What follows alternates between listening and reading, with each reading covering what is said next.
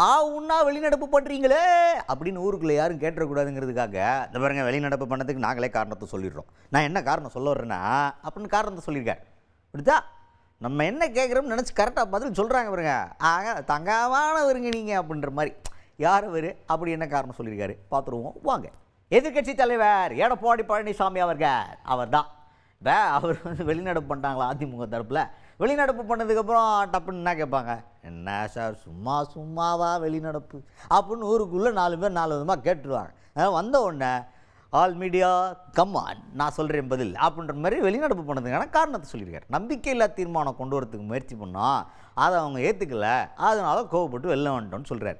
எதுக்கு நம்பிக்கையில்லா தீர்மானம் நீங்கள் கேட்கலாம், 1 2 அடிக்கிட்டு போகலாம்ப்பா. ஊருக்குள்ளே அப்படி பிரச்சனை இருக்குது. மீடியாவில் நீங்கள் போடுறீங்க சட்டம் ஒழுங்கு பிரச்சனையாக இருக்குது, அங்கே இது நடக்குது இங்கே அது நடக்குதுன்னு போடுறீங்களே, அதை பற்றி பேசணும். அப்புறம் ஈடி ரைடு நடக்குது, முக்கியமான ஆளுங்க வீட்டிலலாம் ஈடி ரைடு, அதெல்லாம் பேசணும். அமைச்சர் ஒருத்தர் தப்பாக பேசுகிறாரு, மதத்தை பற்றி தப்பாக பேசுகிறார், பெண்களை இழிவாக பேசுகிறார், அதை பற்றி பேசுகிறேன். இதெல்லாம் பிரச்சனையாக தெரியலப்பா அவங்களுக்கு. அதை நாங்கள் பேசணும்னு தீர்மானம் நம்பிக்கையில்லா தீர்மானம் கொண்டு வாங்க அப்படின்னு சொன்னோம். கொண்டு வரலாண்ணா, அதான் கோச்சிட்டு வெளியே வேண்டாம் அப்படிதா அப்படின்ற மாதிரி விளக்கத்தை கொடுத்துருக்கிறார் எடப்பாடி பழனிசாமி அவர்கள். அதுதாங்க அவங்க தான் சொல்ல வேணும்.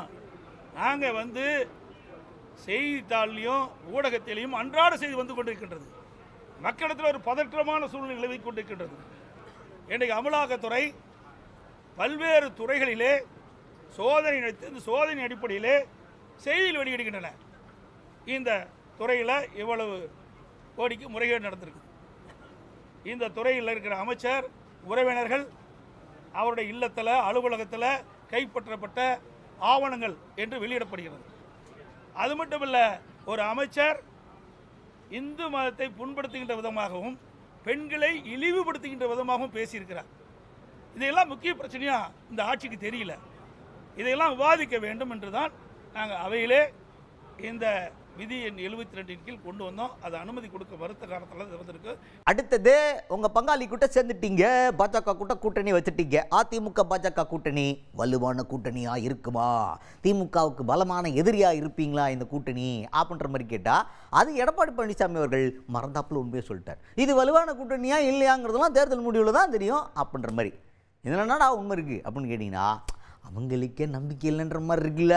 அந்த பதில் உங்களுக்கு புரியுதா இல்லையா? எஸ் நாங்கள் தாங்க ஜெயிச்சிரும் அப்படின்ற மாதிரி கான்ஃபிடன்ஸ் இல்லை. இப்போ அவள் என்ன சொல்கிறாரு, தேர்தல் முடிவில் பார்த்துக்கலாம் அப்படின்னு நிதர்சனம் ப்ராக்டிக்கலாக அதானே உண்மை.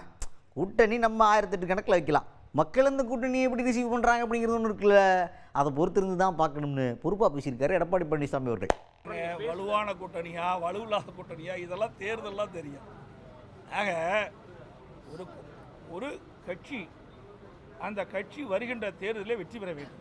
நான் ஏற்கனவே சொன்னேன், சிதறுகின்ற வாக்குகளெல்லாம் ஒன்றாக சேர்த்து எதிரிகளை வீழ்த்த வேண்டும்.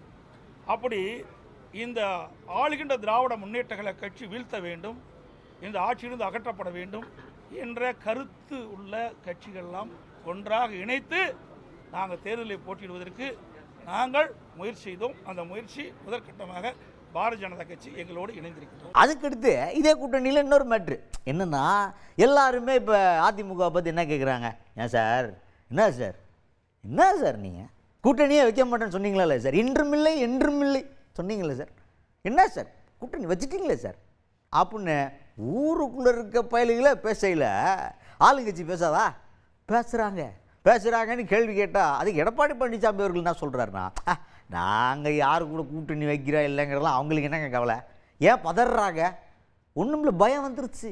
இவ்வளவு நாள் தைரியமாக இருந்தாங்களா, இந்த கூட்டணி அமைஞ்சோன்னா கூட்டணியை பார்த்து பயம், அந்த பயத்தில் கிடந்து உளறின்னு இருக்காங்க. அதை பற்றிலாம் நீங்கள் புதுசாக எடுத்துக்காதீங்க, அரசியல் இதெல்லாம் சாதாரணம் அப்படின்ற மாதிரி பேசியிருக்காரு எடப்பாடி பழனிசாமி அவர்கள். எங்கள் கட்சி நாங்கள் யார் வேணாலும் கூட்டணி வைப்போம், இவங்களுக்கு ஏங்க எரிச்சல் போடுறாங்க, ஏங்க பயம், இன்றைக்கு பயம் வந்துட்டுது. அதிமுகங்கிறது ஒரு பிரதான கட்சி, இன்றைக்கி தமிழகத்தில் 30 ஆண்டு காலம் ஆட்சி புரிந்த கட்சி, 50 பொன் விழா கண்ட கட்சி. எங்களுடைய கட்சி ஆட்சிக்கு வர வேண்டும், அந்த எண்ணத்தின் அடிப்படையிலே நாங்கள் கூட்டணி அமைத்துக் கொண்டிருக்கிறோம். ஆகவே நாங்கள் கூட்டணி அமைச்சா உங்களுக்கு என்ன கஷ்டமாக இருக்குது, உங்களுக்கு என்ன எரிச்சல் படுறீங்க, நாங்கள் யாரோட வேணாலும் கூட்டணி வைப்போம், அது எங்களுடைய இஷ்டம். நீங்கள் இவரோட கூட்டணி வச்சா வரமாட்டீங்க, அவரோட கூட்டணி வச்ச மாட்டேங்க, நீங்கள் சொல்ல அதுக்கு உங்களுக்கு தகுதி இல்லை, அருகதி இல்லை. இதெல்லாம் மக்கள் முடிவு பண்ணுறது, வாக்காளர் பெருமக்கள் முடிவு செய்யும். நெக்ஸ்ட் மேட்டர், கூட்டணி அமைக்கிற மேடையில் ஒன்றிய அமைச்சர் அமித்ஷா அவர்கள் ஒன்று சொன்னாரே, உங்களுக்கு ஞாபகம் இருக்கிறதா? மறந்துட்டீங்களா? ஞாபகப்படுத்துகிறோம், அதானே நம்ம வேலை. அதாவது கூட்டணி ஆட்சி அமையும் அப்படின்னு சொன்னார். அப்போ எல்லாரும் என்ன புரிஞ்சுக்கிட்டாங்கன்னா, ஓஹோ ஓகே ஓகே ஓகே, இப்போ 2 பேரும் சேர்ந்தாப்புல அமைச்சரவையில் பாஜக ஆட்கள் இருப்பாங்க போல, ஜெயிச்சுட்டாங்கன்னா அந்த மாதிரி ஒரு கூட்டணி ஆட்சி அமைக்கிறதுக்கு பிளாட் பண்ணுறாங்க போல அப்படின்ற மாதிரி நீங்கள்லாம் தப்பு கணக்கு போட்டிருந்தீங்கன்னா, என்ன தப்பு கணக்கு ஆகிப்போச்சு. நம்ம அப்படி தான் நினச்சோம். அதை கேட்டால் எடப்பாடி பழனிசாமி அவர்கள் அடம்பிடிக்கிறார். No no no no no no no, அவர் அப்படியெல்லாம் சொல்லவே இல்லை, நீ பாட்டுக்கு போகிற போக்கில் எத்தையாவது கிளப்பி விட்டு போயிட போகிற அப்படின்ற மாதிரி அவர் பதறியிருக்கார். அவர் என்ன சொல்கிறாருன்னா, அதிமுகவும் பாஜகவும் சேர்ந்து அமைத்திருக்க கூட்டணியினால் ஆட்சி அமையும், ஆனால் அதிமுக ஆட்சி தான் அமையும் அப்படின்ற மாதிரி. அதாவது கூட்டணி ஆட்சி இல்லையாம்பா, அவங்க தான் ஆட்சி அமைப்பாங்களாம், சப்போர்ட்டுக்கு வேணால் பாஜகவை லைட்டாக கூட்டணி தேர்தல் அதோடு முடிஞ்சு. ஆட்சி கட்சினா ஆட்சி பக்கம்லாம் வந்துடவே கூடாது அப்படின்ற மாதிரி இப்போவே ஸ்ட்ரிக்டாக பேசியிருக்காரு எடப்பாடி பழனிசாமி அவர்கள்.